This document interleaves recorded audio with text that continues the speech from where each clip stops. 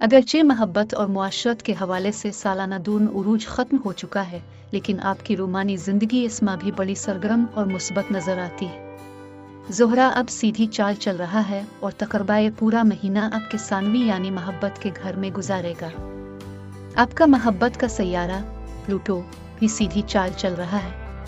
चुनांचे आपके समाजी एतमाद और दानिश में पहले से कहीं ज़्यादा बेहतरी आ गई है। सातवीं घर में ज़ोहरा की मौजूदगी बताती है कि आपकी समाजी मकबूलियत में इजाफा होगा। आप दोस्तों और अपने प्यारों के काम आएंगे। इनके मुफादात को अपने मुफादात पर मुकद्दम रखेंगे।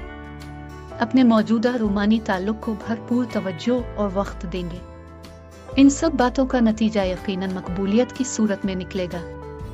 अच्छे अखलाक न सिर्फ महब्बत में बल्कि माली उमूर में भी अहम किरदार अदा करते हैं। अताद भी 13 तारीख तक आपके 7वें घर में रहेगा। 6 तारीख को अताद उल्टी चाल से निकल आएगा। तब माली उमूर में आपकी सोच वाज़ेह हो जाएगी और आप बेहतर फैसला कर सकेंगे, जो कि आप अमूमाए किया करते हैं। 13 तारीख को अताद फिर से आपके 8वें घर में आ जाएगा। जैसा कि पहले जिक्र हो चुका है, टैक्स और जायदाद के उमूर निपटाने, पुराना कर्ज उतारने या नया कर्ज हासिल करने और दूसरों की माली मुनफत के असबाब पैद अलिफ करने के लिए वक्त अच्छा होगा। 100 अफराद को चीज़ें जमा करने की आदत होती है। ये जमा करते जाते हैं। इसमें आपको अपने असासाजात की तत्हीर करनी चाहिए। तमाम माल असबाब का जायज़ा लीजिए। वह जो चीज़ें अपनी इफादियत खो चुकी हैं, उन्हें निकाल बाहर कीजिए।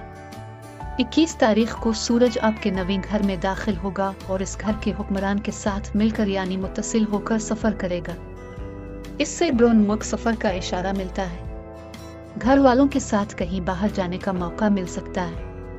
आपका रूहानी उमूर का सैयारा मरीख 5 से 7 तारीख तक नेपच्यून के साथ मिलकर सफ़र करेगा। इन अयाम के दौरान अपने ख्वाबों पर खुसूसी तवज्जो दीजिए। इनसे बहुत कुछ मालूम हो सकता है। रूहानी नुक्ता नज़र रखने वाले मज़ीद दोस्तों से आपकी मुलाकात भी होगी।